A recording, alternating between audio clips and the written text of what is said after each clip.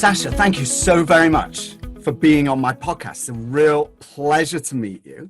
And you guys are at Greybrook ginormous, huge institutional players as far as your scale is concerned. And yet you raise money from individual high net worth investors.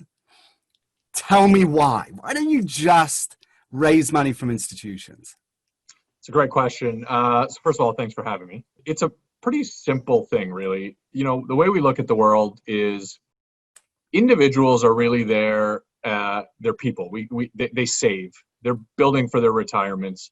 They're looking at things on a very long-term basis, and that's something in real estate that's a very important consideration, because real estate is not a short-term type of investment. So our philosophy is, if we pick a strategy that's a great strategy and we focus on individual investors who are looking with a long-term investment horizon, we tend to have an alignment from a philosophical perspective. When it comes to institutions, you know, you're dealing with a company that has somebody, you know, managing the money, and maybe they stay there for 10 years, maybe they are there for 2 years and they leave and somebody else comes in.